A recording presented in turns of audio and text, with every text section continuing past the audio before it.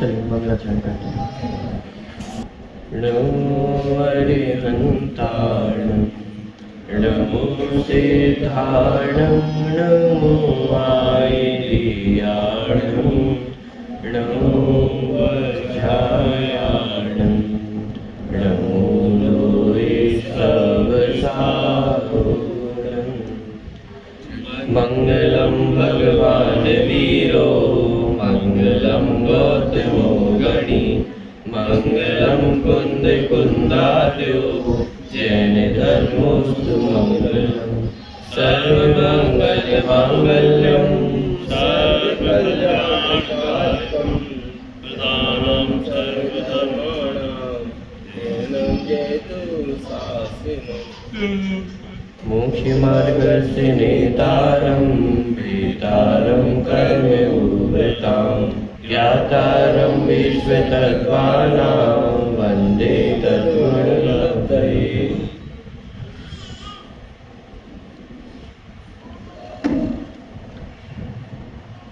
द्रव्यगुण पर्याय की चर्चा अपनी चल रही है। इन 9 दिनों में हमने बहुत सारी चर्चा की द्रव्य गुण पर्याय के संदर्भ में। द्रव्य किसे कहते हैं, गुण किसे कहते हैं, पर्याय किसे कहते हैं। एक अंतिम प्रश्न हमारे मन में शायद रह जाए कि भैया आखिर करना क्या है, अब आप तो ये बता दो। आखिरी दिन है, क्या करना है ये बता दो आप तो बस।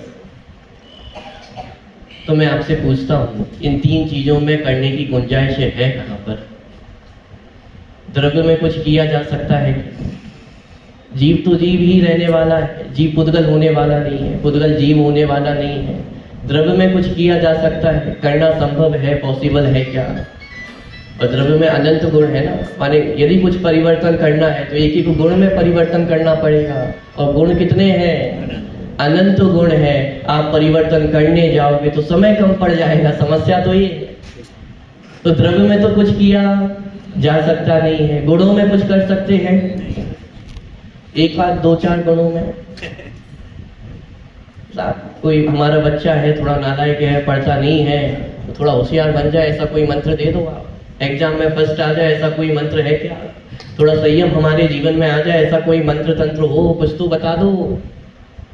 कि गुणों में भी कुछ वस्तु स्वरूप से सिद्ध है ना, द्रव्य में कुछ नहीं किया जा सकता है, गुणों में कुछ नहीं किया जा सकता है। और पर्याय में क्या करोगे? पर्याय में एक समय की पर्याय है, जब तक कुछ करने जाओगे तब तक तो कितनी पर्याय निकल चुकी होंगी। क्या करने जाएंगे? स्टेशन पे देखा है कभी आपने, जो पैसेंजर गाड़ी है वो तो रुक जाती होगी यहाँ पे, लेकिन जो फास्ट गाड़ी है, एक्सप्रेस गाड़ी, वो तो निकलती चली जाती है ना। क्या कर सकते हो उसमें? ऐसी ये पर्याय की जो ट्रेन है वो तो फटाफट निकलती ही जा रही है, उसको रोकना संभव है क्या? हम करने का विकल्प करते हैं, इसमें तो कितने कार्य हो जाते हैं। पॉइंट पकड़ में आ रहा है? तो फिर करें क्या, करना क्या है? अब हमारी मान्यता ऐसी बैठी हुई है, कर्तृत्व बुद्धि ऐसी बैठी हुई है कि यदि करना करना ना सुनाई दे, धर्म के नाम पर भी हम क्या सुनना चाहते हैं? कुछ तो बता दो, क्या करें हम? कि जब वस्तु व्यवस्था सामने दिखाई देती है तो पता चलता है, ये ख्याल में आता है कि अरे करने का तो कुछ था ही नहीं, अरे पूरा अधर्म ही इस नाम का था कि मैं अनादि काल से आज तक अपने आप को कर्ता मान रहा था, भोक्ता मान रहा था, मैं करता हूँ। लेकिन ये वस्तु स्वरूप को जब हम देखते हैं तो ये ख्याल में आता है कि करना कहाँ है, करने की आवश्यकता नहीं है कहीं। पॉइंट पकड़ में आ रहा है? इसके बाद भी, और इतनी चर्चा सुनने के बाद भी प्रश्न तो वही रह जाता है, करें क्या? क्या करता है जीव? मैं आपसे पूछता हूँ, क्या काम है जीव का?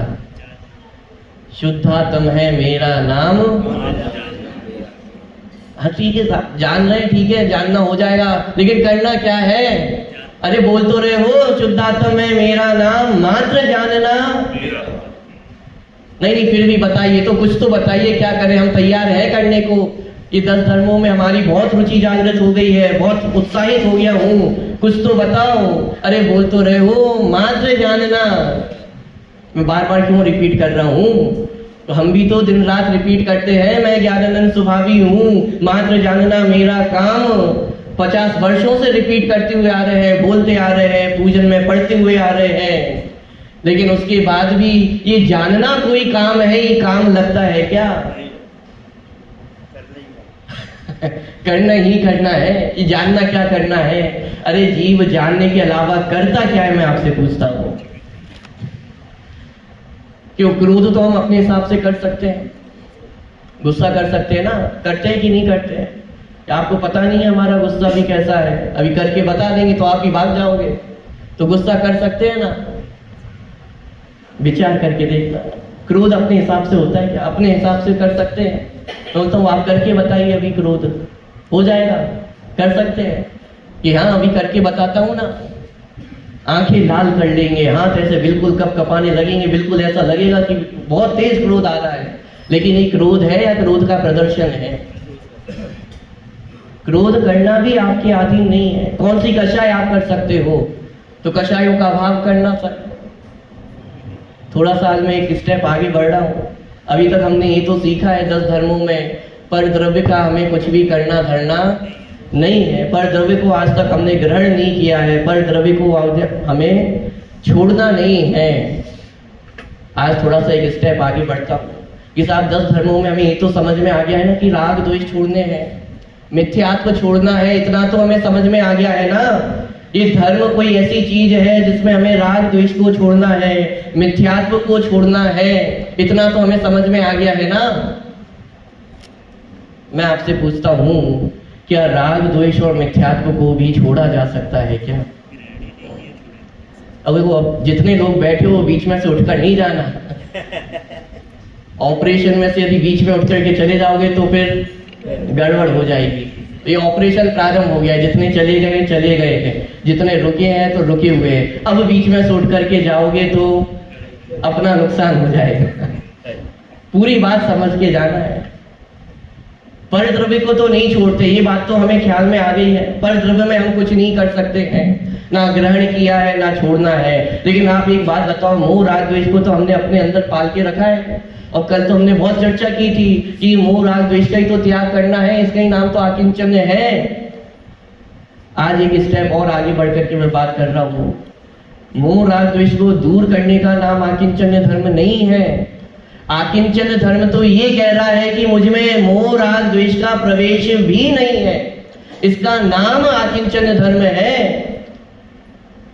आप कैसी बातें कर रहे हो? आप 6वीं गाथा हम पढ़ते हैं कि नहीं पढ़ते हैं कि जो प्रमत्त भी नहीं है और अप्रमत्त नहीं है। अरे राग द्वेष की दूर करने की बात तो तब हो जब मेरे अंदर राग द्वेष का प्रवेश हो। आकिंचन्य धर्म तो ये कह रहा है कि पर द्रव्यों का प्रवेश तो मुझ में होता ही नहीं है, लेकिन आज तक इन राग द्वेष का प्रवेश भी मुझ में नहीं हुआ है। ब्लैक बोर्ड होता तो एक चार्ट बना करके आपको दिखाता।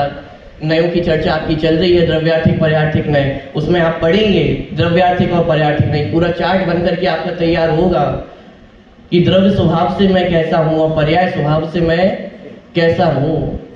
सामान्य, अभेद, नित्य, एक, ये द्रव्य स्वभाव है, ये ध्रुव स्वभाव है। विशेष, भेद, अनित्यता, अनेकता, ये सब पर्याय है। ये सब पर्याय के खाते में जाने वाली चीजें हैं। मैं कौन हूं? मैं नित्य तत्व हूं, सामान्य तत्व हूं, अभेद तत्व हूं। अरे जिसमें कुछ होता नहीं है, मैं ऐसा तत्व हूं। साहब आश्रम बंद तो नहीं होता है और मोक्ष होता है क्या? आज थोड़े कठिन प्रश्न ही होंगे। अब परद्रव्य की बात तो बहुत दूर छूट गई है। यदि हमारा अभी परद्रव्य में ही करते तो बैठा हो तो अभी सोच लेना, अभी बहुत नर्सरी की क्लास में ही है। अभी तो यहाँ एक स्टेप और आगे बढ़कर के बात हो रही है। परद्रव्य का करता तो नहीं हूं, लेकिन पर भावों का करता हूं क्या? और क्या पर भावों से ये समय सारणी में इनको नैमित्तिक भाव का, जैसे मोह राग द्वेष ये नैमित्तिक भाव है ना। क्यों? परद्रव्य के निमित्त से उत्पन्न होते हैं, ये इन्हें नैमित्तिक भाव का। सत्वर निद्रा मोक्ष को भी नैमित्तिक भाव का। क्यों? क्योंकि कर्म बंध के अभाव के निमित्त से उत्पन्न होने वाले भाव है ना। मोह राग द्वेष को नैमित्तिक भाव कह रहे तो संवर निद्रा मोक्ष को भी। आपकी बात आज तो बिल्कुल भी नहीं जम रही, आज तो बिल्कुल ही हद ही पार किए जा रहे हो आप। आखिरी दिन में तो क्या चाहते हो, बिल्कुल हद पार करके ही जाओगे क्या? लेकिन भाई गंभीरता से विचार करना, मेरा स्वरूप क्या है, जीव किसे कहते हैं? जब मिथ्यात्व था तब जीव था कि नहीं था? और जब संवर निद्रा मोक्ष हो गया तो जीव है कि नहीं है? तो संवर निद्रा मोक्ष के बिना भी जीव था कि नहीं था? प्रश्न समझ में आया? नहीं आया? जब वर्तमान में मान लीजिए मिथ्यात्व है, मैं नहीं कह रहा आपके अंदर है, लेकिन किसी जीव के अंदर मिथ्यात्व है तो वो जीव है या नहीं है? वो जीव है। अब उसने ज्ञान प्राप्त किया, सम्यक दर्शन ज्ञान चारित्र की प्राप्ति हो गई, तो अब वो जीव है कि नहीं है? अब भी जीव है। तो प्रश्न ये है कि जब संवर निद्रा मोक्ष नहीं था तब जीव था कि नहीं था? तब भी जीव था। ये जो नित्य स्वभाव की चर्चा चल रही है ना, ये द्रव्य स्वभाव की जो चर्चा चल रही है, इसमें बदलाव नहीं होता है, ये पारिणामिक भाव में परिवर्तन नहीं होता है। ये जैसा अनादिकाल से है वैसा ही वर्तमान में है और वैसा ही अनंत काल तक रहने वाला है। ये उस ध्रुव स्वभाव की चर्चा है। ये द्रव्य पर्यायों से निरपेक्ष है, पर्याय द्रव्य से निरपेक्ष है। सापेक्ष कथन किया जाए तो आपको भी पसंद नहीं आता है। क्या बात, क्या समझ में नहीं आया कुछ? क्या कहना चाहते हो? आपने आज खाना बनाया हो और दो चार लोग आपकी तारीफ भी कर दिए, मान लो आपके पतिदेव आए और उन्होंने आज तारीफ कर दी, वैसे तो नहीं करते रोज रोज, लेकिन आज महापुण्य के उदय से उन्होंने तारीफ भी कर दी। अरे आज का भोजन तो बहुत अच्छा लग रहा है, क्या बात है, मजा आ गया है आज के भोजन में। बोलो आपकी प्रसन्नता कितनी होगी? बहुत मन से आपने आज भोजन बनाया था, ये सोचा था कि आज तो इतना अच्छा भोजन बनाऊंगा, वो बनाऊंगी कि मेरे पति देव भी जो आज तक मेरी तारीफ नहीं करते हैं वो भी आज मेरी तारीफ करेंगे, और कर भी दी है तारीफ, खुश हो ना। लेकिन आगे इतना सा और जोड़ दिया, मजा आ गया, बहुत अच्छा भोजन है। अरे ये आज उस नए कुकर में बनाया क्या भोजन, तभी मजा आ रहा है, बहुत अच्छा स्वाद बना है, बहुत अच्छा भोजन बना है। नए गैस का कमाल है, नए कुकर का कमाल है।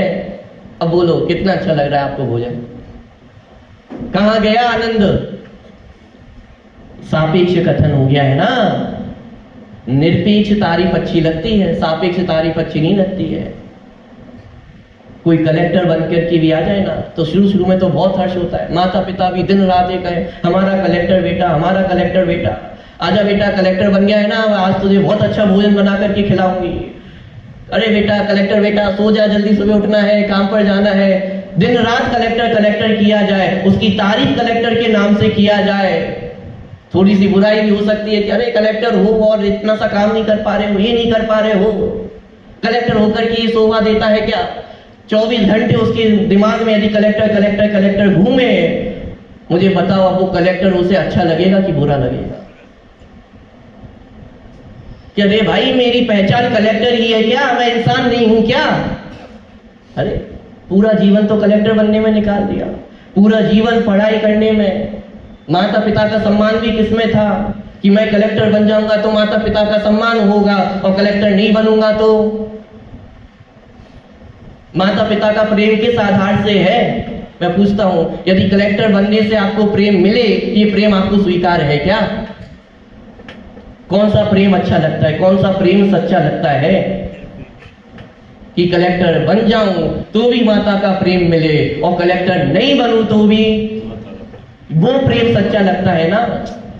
अरे जब दुनिया में भी हमें सापेक्ष तारीफ, सापेक्ष प्रेम अच्छा नहीं लगता है, निरपेक्ष तारीफ अच्छी लगती है, निरपेक्ष प्रेम अच्छा लगता है, तो आत्मा की तारीफ करने के लिए हमें किसी परद्रव्य की आवश्यकता है, परभाव की आवश्यकता है। विचार करके देखना। पंडित जी प्रवचन बहुत अच्छा हुआ, बहुत ही अच्छा हो गया, मजा आ गया आज तो। आत्मा को आपने बॉटल के उदाहरण से समझा दिया, अरे गजब हो गया। आत्मा को सूर्य तेज के समान कहना, आत्मा को ऐसा कहना, आत्मा को वैसा कहना, अरे गजब ही हो गया, क्या उदाहरण दिए हैं। अरे इन उदाहरणों से आत्मा को समझाना पड़ रहा है, ये आत्मा के लिए कलंक की बात है। आत्मा के अनंत गुण कम पड़ गए हैं आत्मा को समझाने के लिए। ये आत्मा के लिए तारीफ की बात नहीं है। हमें आत्मा दो उदाहरणों से अच्छा लगता है, लेकिन ये जो विराजमान प्रभु तत्व है वो अच्छा नहीं लगता है। इस आप 10 लक्षण व्रत बहुत अच्छी हुए। क्यों हुए अच्छे? इस आप पूजन बहुत अच्छी हुई, स्वाध्याय बहुत अच्छा हुआ, इस बार व्रत नियम संयम भी बहुत अच्छे पल गए। पिछली बार हम 5 उपवास ही कर पाए थे, इस बार हमने 8 उपवास कर लिए हैं, तो 10 लक्षण सार्थक हो गए कि नहीं हो गए?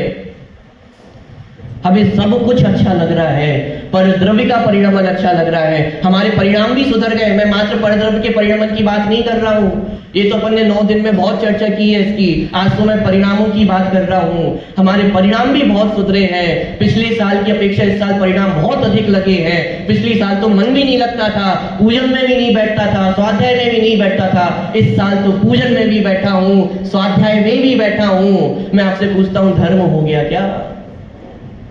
अरे सब कुछ अच्छा लगा, लेकिन ये ध्रुव स्वभाव, ये अनंत गुणों का प्रभु, ये अच्छा लगा कि नहीं लगा? धर्म किसका नाम था? धर्म तो अपने आप को पहचानने का नाम था। अच्छा लगना ये तो अपने निज स्वभाव के आश्रय से अच्छा लगना चाहिए था ना। उसकी तो पहचान तब भी नहीं हुई। बाहर की सारी चीजें अच्छी लग रही हैं, हमारे परिणाम अच्छे हो गए हैं, शुभ हो गए हैं, ये अच्छा लग रहा है, लेकिन आत्मा अच्छा लग रहा है कि नहीं लग रहा है? पॉइंट समझ में आ रहा है? क्या करना है, क्या करना है, क्या उठा पटक करनी है जगत की, विचार तो करके देखिए। धर्म कितना सरल है, कितना सहज है। जो जानने में निरंतर आ रहा है, मात्र उसको जानने का नाम ही तो धर्म है। और ये आत्मा कौन सी आत्मा है? अरे विचार करके देखा, ये द्रव्य गुण पर्याय का पाठ पढ़ करके हम जाने हैं। द्रव्य गुणों से निरपेक्ष है, गुण पर्यायों से निरपेक्ष है, द्रव्य पर्यायों से निरपेक्ष है। एक ही उत्पाद व द्रव्य परस्पर में निरपेक्ष है, एकदम स्वतंत्र वस्तु व्यवस्था है। बोलो, जिसको थोड़ा सा ज्ञान हो उसको थोड़ा सा आचरण होना चाहिए कि नहीं होना चाहिए? कि इतने ज्ञानी हो, इतने ज्ञानी हो, इतना ज्ञान है और आचरण के नाम पर इतना गुस्सा करते हो, इतने ज्ञानी होकर के भी इतना क्रोध करते हो। दूसरी तरफ कोई बहुत आचरण का धारी हो, कोई चारित्र का धारी हो, संयम का पालन करता हो अपने जीवन में, और नमोकार मंत्र भी नहीं आता हो, तो आप उसको चारित्र का धारी मानोगे कि नहीं मानोगे? चारित्र का कंपैरिजन हम ज्ञान से करते हैं, ज्ञान का कंपैरिजन हम चारित्र से करते हैं। वस्तु स्वतंत्रता तो इतनी है कि ज्ञान चारित्र के अधीन नहीं है और चारित्र ज्ञान के अधीन नहीं है। एक एक का स्वतंत्र वस्तु परिणमन है। इस स्वतंत्र वस्तु व्यवस्था को नहीं पहचानेंगे तो हम पल पल पे ठगाए ही जाएंगे। हमें लगेगा ज्ञान है तो इतना चारित्र तो होना ही चाहिए, और चारित्र है तो इतना ज्ञान तो होना ही चाहिए ना।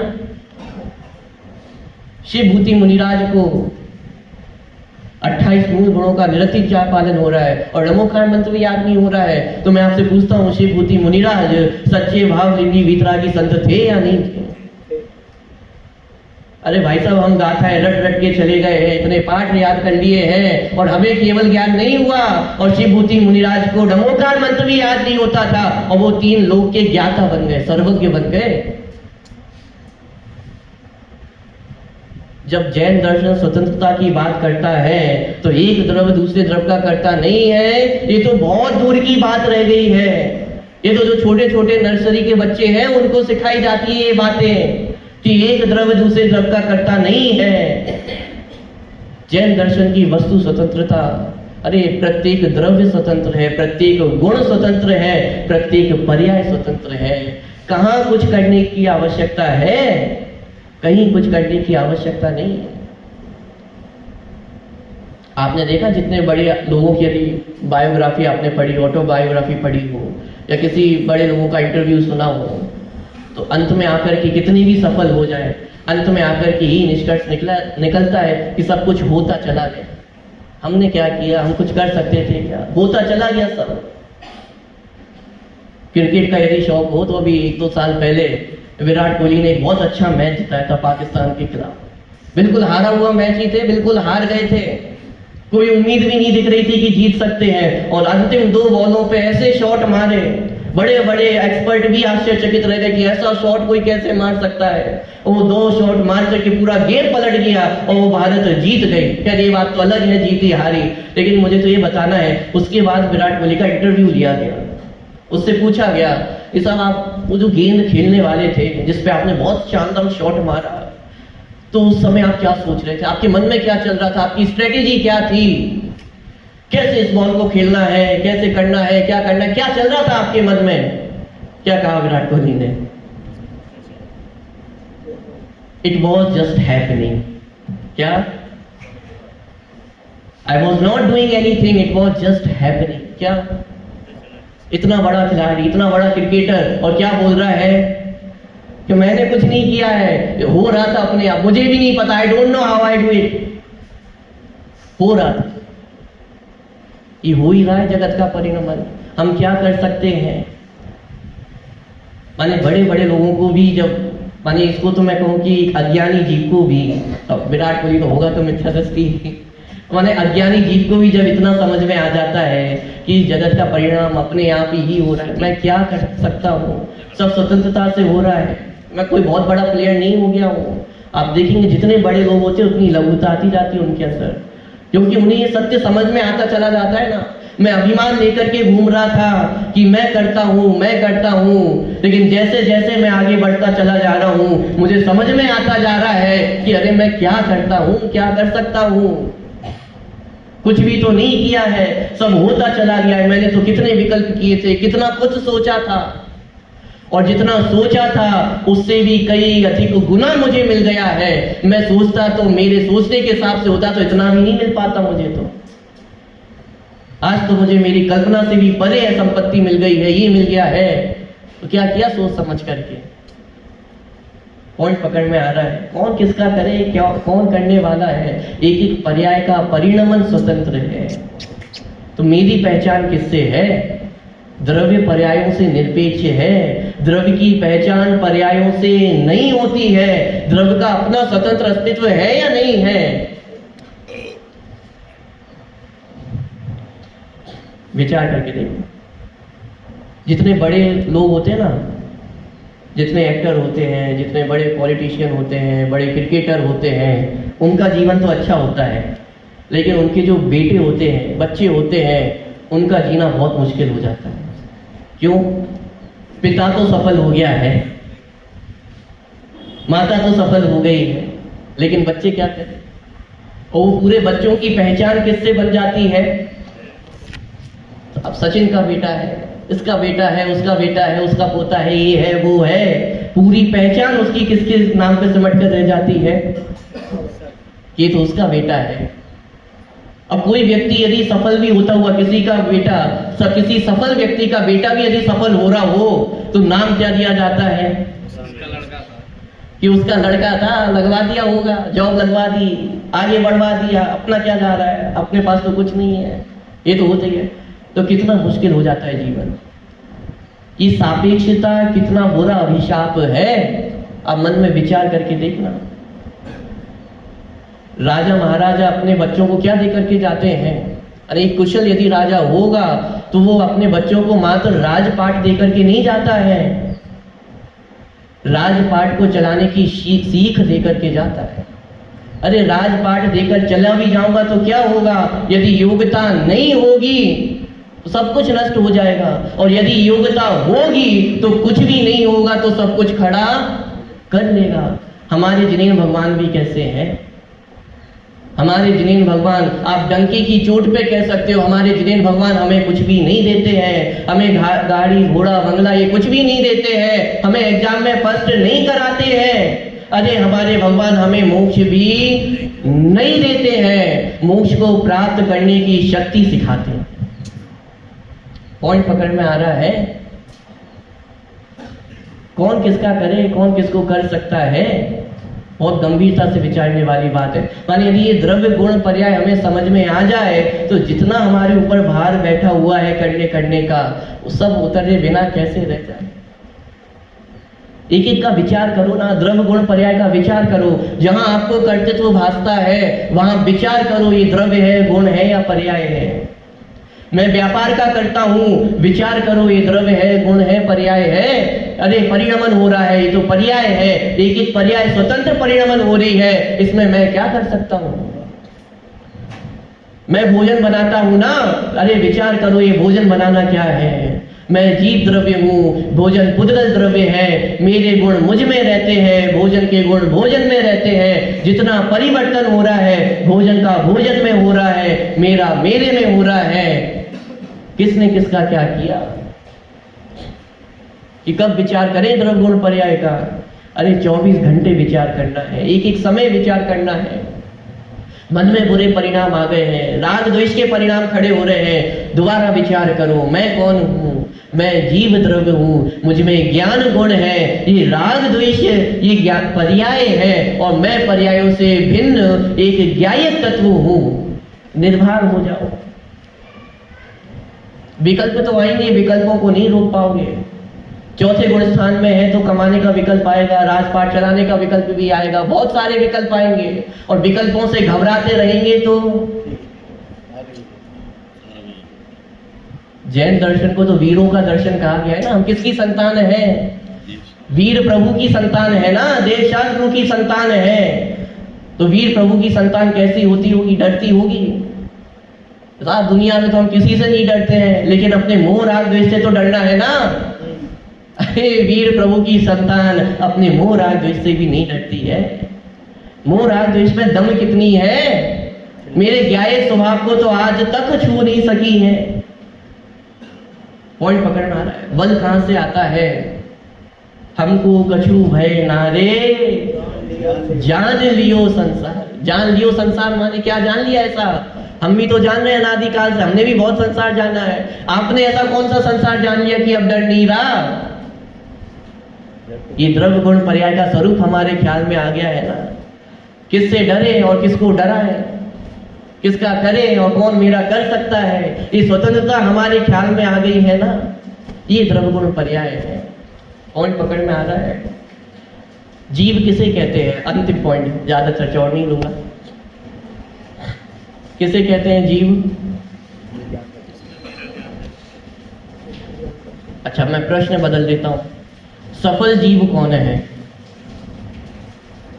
क्या सफल जीव कौन है? सफल व्यक्ति कौन है? सफल मनुष्य कौन है? मैं आपसे पूछता हूं। जिसने अपने जीवन में 1 करोड़ रुपए कमा लिए हो तो वो सफल है या नहीं? जिसने जो सोचा था, आपके अपने अपने सबके मन में छोटे में सपने तो देखे ही होते हैं। किसी ने चांद पे जाने का सपना देखा होगा, किसी ने डॉक्टर बनने का, किसी ने कुछ बनने का। सफलता कब है? अपने सपने पूरे हो जाए तो इसमें सफलता है। और विफलता कब है? कि सपने पूरे नहीं हो पाए तो व्यक्ति क्या है? विफल हो जाता है। यही है ना जीवन। कोई सफल हो जाता है, कोई विफल हो जाता है। क्या इसका नाम जीवन है? अरे जो लोग सफल हमें दिखाई दे रहे हैं उनके जीवन में भी थोड़ा सा झांक करके देखो, किसका नाम है सफलता? अपने सपने पूरे हो जाए इसका नाम सफलता हो तो कौन रुकने को तैयार है? आपने 1 करोड़ का टारगेट बनाया था, 1 करोड़ प्राप्त हो गए, रुकने को तैयार है क्या? इसका मतलब सफल कहाँ हुए? सफलता का मतलब तो विश्राम है ना। सफलता का मतलब तो शांति है ना। वो शांति कहाँ मिली है? हमने अपने जीवन में जो जो टारगेट बना रखे हैं वो आपको प्राप्त हो भी जाएंगे। अरे प्राप्त नहीं, पुण्य का उदय होगा तो जो आपने सोचा है उससे अधिक भी मिल जाएगा। लेकिन तब भी प्रश्न ही है, सफल हो गए हैं क्या? जीव की सफलता किसमें है? जीव का स्वरूप क्या है? हम अपने टारगेट्स को पूरा करने में, अपनी धुन में इतने मशगूल हो जाते हैं, इतने खो जाते हैं, हम ये भूल जाते हैं कि जीव का काम तो जीना मात्र था। जीने में जीव की सफलता है, कुछ प्राप्त करने में जीव की सफलता नहीं है। हम रोज मर मर के जी रहे हैं। ये रोज उठापटक करने में, फर्स्ट आने की होड़ में, बच्चे पढ़ाई कर करके मरे जा रहे हैं, बड़े व्यापार कर करके मरे जा रहे हैं, कोई घर गृहस्थी सामान संभाल के मरे जा रहा है।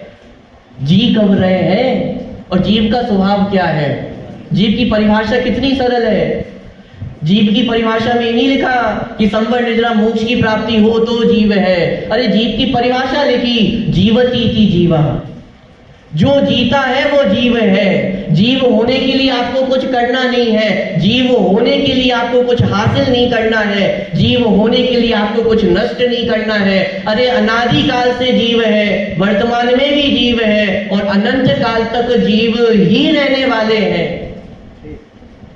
क्या हासिल करना है और क्या छोड़ना है? नव तत्व गतत पेपी यद एकत्वम न मुंचति। ये आपको समय सार की गाथा है। आपको कलश जब तक ये द्रव्य गुण पर्याय का स्वरूप क्लियर नहीं होगा तब तक समझ में नहीं आने वाली है। 9 तत्वों से भिन्न कह रहे आचार्य कुंद कुंद, मुझ में 9 तत्व नहीं है, मैं 9 तत्वों से पार कोई चैतन्य ज्योति हूं। इसका मतलब तो ख्याल में लाओ क्या है। आश्रम बन से भिन्न कहा तो संवर निद्रा मोक्ष से भी भिन्न कह रहे हैं। अशुभ परिणामों से भिन्न कह रहे हैं तो शुभ परिणामों से भी भिन्न कह रहे हैं। एक स्टेप और आगे जाकर के बात है, या तो शुद्ध परिणामों से भी भिन्न हूं। अरे जब तक मोक्ष नहीं हुआ तब तक मैं आनंद करूं कि नहीं करूं? सिंपल सा प्रश्न पूछ रहा हूं अब तो लास्ट एकदम। मैं ज्ञानानंद स्वभावी हूं ना, तो मेरा ज्ञानानंद स्वभाव का भोग मैं कब करूं कि जब ऐसा हो जाएगा वैसा हो जाएगा तब हम जीना प्रारंभ करेंगे। कि नहीं साहब, जब मैं कलेक्टर बन जाऊंगा, जब मेरे पास 1 करोड़ रुपए होंगे तब से मैं जीना प्रारंभ करूंगा। अरे जी तो हर पल ही रहे हैं, जीना तो हर समय है, जीना कब रुक गया है? जीव तो त्रिकाल जीव है ना। जीव रहने के लिए मुझे किसी की आवश्यकता नहीं है, ना पर द्रव्यों की आवश्यकता है, ना पर भावों की आवश्यकता है। अनादि काल से मुझ में अनंत गुण है, अनंत काल तक रहने वाले हैं। इन्होंने मेरा साथ कभी भी छोड़ा नहीं है। 5 मिनट है, क्या करें? ले ले। माता का प्रेम कैसा होता है? एक माता थी और उसका बच्चा मान लो 10वीं क्लास में, 12वीं क्लास में, किसी भी क्लास में हो, फेल हो गया था। आज ही एकदम रिजल्ट आया, बच्चों की पेरेंट्स मीटिंग थी, स्कूल गए हुए थे और रिजल्ट आया कि बच्चा फेल हो गया है। वो माता की एकदम अभी तो भीभत्स रूप धारण किया हुआ है, बिल्कुल स्कूल से लेकर के घर तक डांटती हुई ही आ रही है, समझाती हुई आ रही है कैसा नालायक है, इसलिए तो बोलती थी रोज पढ़ाकर, समझता नहीं है, बिल्कुल नालायक है, गधा है, क्या करूं मैं? दिन रात तो पीछे लगे रहते हैं और समझता नहीं है, और क्या कर लूं मैं? अरे बहुत बहुत बहुत कुछ, क्रोध में तो क्या कुछ नहीं बोलने में आ जाता है, वो सब A to Z आप लगा लेना, वो सब कुछ उस दिन बोल दिया गया है। और नौबत यहाँ तक भी आ गई थी 2-4 तो हमारे सब कुछ प्रक्रिया संपन्न हो चुकी है। कितना क्रोध है माता के अंदर अपने बच्चे के प्रति, बहुत क्रोध है ना, बहुत ज्यादा क्रोध है, क्रोध ही दिखाई दे रही है, बिल्कुल नफरत सी हो गई है अपने बच्चे से, दिन रात पीछे लगी रही और मानते ही नहीं, सुनता ही नहीं था। बहुत क्रोध है ना, बहुत क्रोध आ रहा है, बहुत गुस्सा है, क्या करें? अब कितनी देर डांटेंगे? 1 घंटा 2 घंटा हुआ और कितना डांटेंगे? बच्चा भी रो रहा के शांत हो गया और क्या करेगा, थोड़ा सा बाहर चले गया घर से अपने मन को बहलाने में, और इतने में उस दिन वो बच्चा किडनैप हो गया। क्या हुआ? सुबह डांट रही थी माँ तो बहुत जोर डांट पड़ी है, बहुत कुछ तमाशा हुआ था घर में, लेकिन उस दिन बच्चा क्या हुआ? किडनैप हो गया है। अब माता की क्या हालत हो रही होगी? अब जो भी हालत हो रही होगी वो तो आप समझ ही सकते हैं, उसका वर्णन करने की आवश्यकता तो नहीं है। यहाँ वहाँ घूम रही है, परेशान हो रही है, सब जगह पुलिस में भी चले गए, नहीं मिल रहा, बहुत देर हो गई है, पुलिस वाले भी ढूंढ रहे हैं, सब कुछ हो रहा है, नहीं मिल रहा है बच्चा, क्या करें? 1 दिन निकल गया है, 2 दिन निकल गए, सड़कों पे खाना नहीं खाया है माता ने, भटक रहे यहीं पे, सोए नहीं है, 2 दिन हो गए, 3 दिन हो गए, 4 दिन हो गए, मिल ही नहीं रहा है बच्चा, कहाँ गया कहाँ गया। अब माता को पछतावा हो रहा है कि अरे क्या किया मैंने, जाते जाते अपने बच्चों को कितना डांटा, क्या कुछ नहीं बोला मैंने, मेरे कारण ही हो गया। अब दोष किस पे आ गया है? वो माता ने पूरा दोष अपने ऊपर ले लिया है, मेरी गलती थी, ना मैं डांटती, ना मैं कुछ बोलती, ना वो बच्चा घर से बाहर जाता और ना कुछ होता। और एक एक जब स्टेप आगे बढ़ते चले जाएंगे, दिन आगे बढ़ते चले जाएंगे, तो ऐसे विचार मन में आने लगते हैं। 5 दिन हो गए, 6 दिन हो गए, तब भी अब ढूंढ तो रही है, सब लोग ढूंढ रहे थे, सब माता पिता ढूंढ रहे बच्चे को। और एक दिन ऐसे ही ढूंढते ढूंढते 7वां दिन आया और गाड़ी से ऐसे ही ढूंढ रहे थे, गली गली चप्पा चप्पा पूरे शहर का छान मारा था। तो ऐसे ही एक दिन गाड़ी से निकल रहे थे और गाड़ी से निकलते निकलते ही एक गली में थोड़ा सा अंदर पे एक झलक दिखाई दी। एक फटा पुराना कपड़े पहना हुआ एक बच्चा था, खड़ा हुआ था, एक हाथ में कटोरा लिया हुआ था और एक माता को तेज स्पीड से गाड़ी जा रही थी और एक झलक मात्र दिखाई दी कि एकदम से माता बोली, अरे रोको रोको रोको रोको, गाड़ी रोको। क्या हो गया, क्या हो गया? कौन दिख गया है, कौन दिख गया है? अब मैं आपसे पूछता हूं, ये जो कौन दिख गया है इसका वर्णन आप करिए। इतनी बड़ी कहानी सुनाना मेरा उद्देश्य नहीं था। ये जो कौन दिखा है इसको आप परिभाषित करके बताइए, कौन दिखा है? फेल बेटा दिखा है, नालायक बेटा दिखा है, शैतान बच्चा दिखाई दिया है, कौन दिखाई दिया है? परिभाषित करो ना, कौन दिखा है?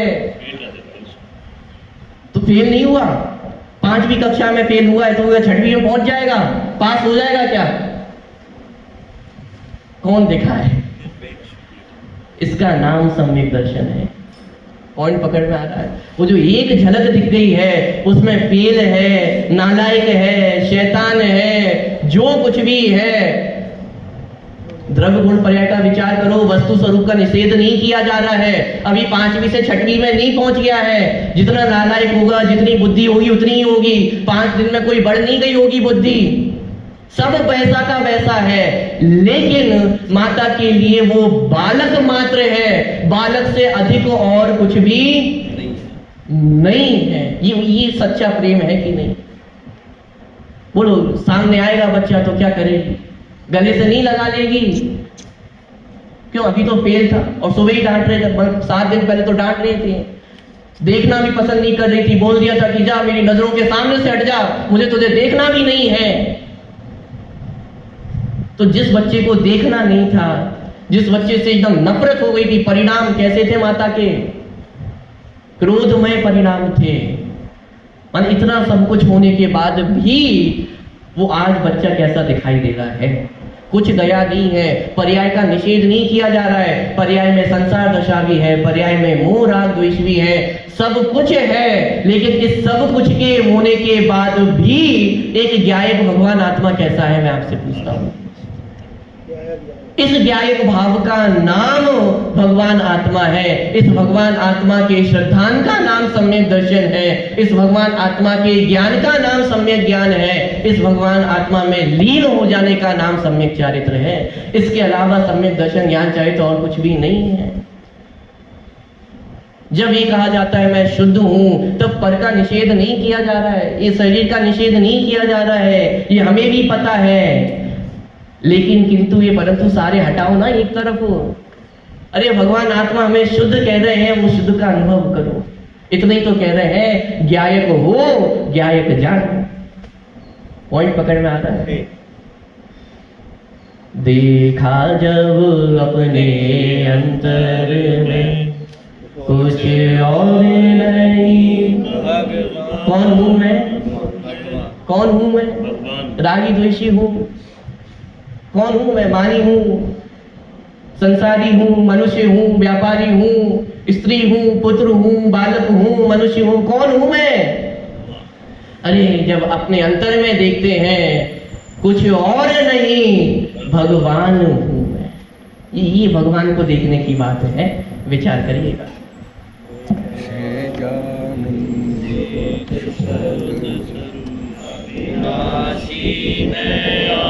आत्मस्वरूप सहजानंदी शोध